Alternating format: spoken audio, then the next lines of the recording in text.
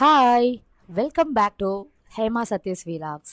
10 minutes healthy breakfast challenge சீரியஸ்ல இன்னைக்கு டே 1.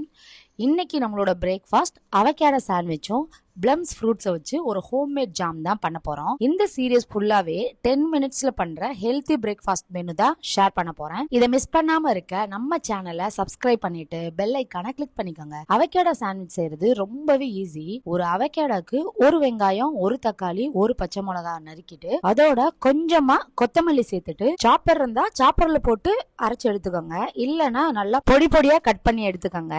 இப்போ இந்த வீடியோல காட்டுற மாதிரி நல்லா அரைச்சு எடுத்துக்கோங்க. இதுல ஹெல்தி ஃபேட்ஸ், ஃபைபர், விட்டமின்ஸ், மினரல்ஸ்னு நிறைய இருக்கிற ஒரு சூப்பர் ஹெல்தி ஃப்ரூட் தான் அவகேடோ.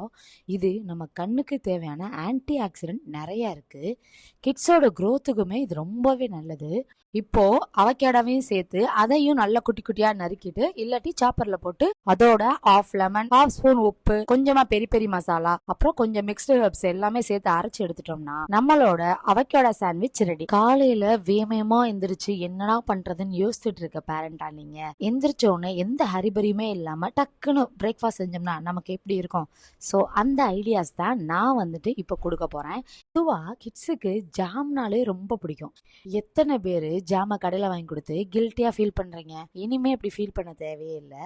ஏன்னா ஹெல்தியா எந்த ப்ரிசர்வேட்டிவுமே ஆட் பண்ணாம வீட்டுல நம்மளே ஹோம்மேட் ஜாம் செய்யலாம். இது கடையில விற்கிறத விட சீரியஸா ரொம்ப டேஸ்டா இருக்கும். பிளம்ஸ் ஃப்ரூட்ஸ் வச்சு ஒரு ஹோம்மேட் ஜாம் தான் பண்ணலாம். அதுக்கு ஃபர்ஸ்ட் பிளம்ஸை நல்லா வாஷ் பண்ணி எடுத்துட்டு அதை குட்டி குட்டியா நறுக்கிக்கோங்க. ஜாம் கன்சிஸ்டன்சி வர்றதுக்காக அதை மிக்சியில போட்டு நான் அரைச்சு எடுத்துட்டேன்.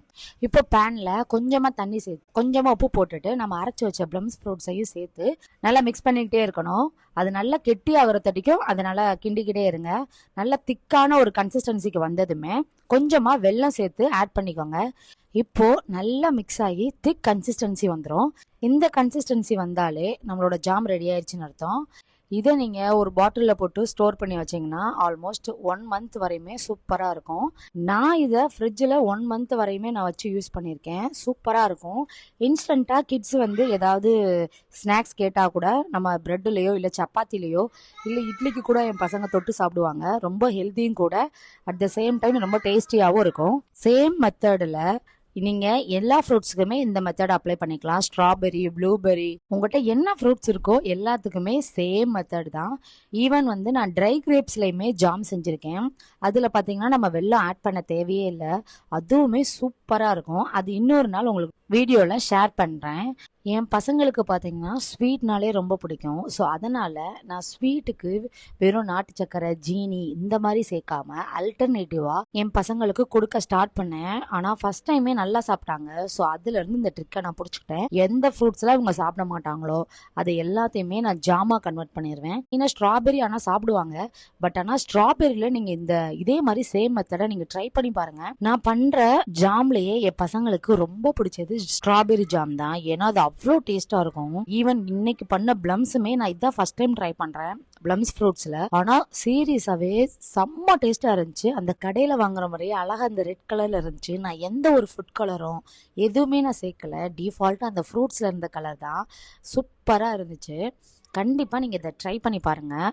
உங்கள் பசங்களுக்கும் இது ஃபேவரட் ஆயிரும். இது நான் என் பசங்களுக்கு நான் கொடுக்குற எல்லா ஃபுட்டுமே ஹெல்த்தியாக தான் இருக்கணும்னு தான் நினப்பேன். என்னோட பிளேட்டிங் பார்த்தீங்கன்னா எப்பயுமே நான் வெரைட்டியாக தான் வச்சுருப்பேன்.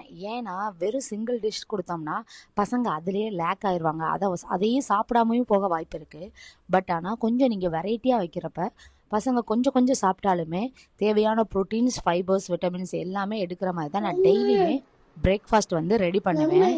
இந்த மாதிரி வெரைட்டியா கொஞ்சம் விட்டமின்ஸ், ப்ரோட்டீன்ஸ், ஃபைபர் இப்படி வச்சிங்கன்னா கொஞ்சம் கொஞ்சம் சாப்பிட்டாலும் கூட ஒரு ஹெல்த்தியான ஒரு ஃபுல்ஃபில்லான ஒரு பிரேக்ஃபாஸ்ட் சாப்பிட்ட ஃபீலிங் இருக்கும்.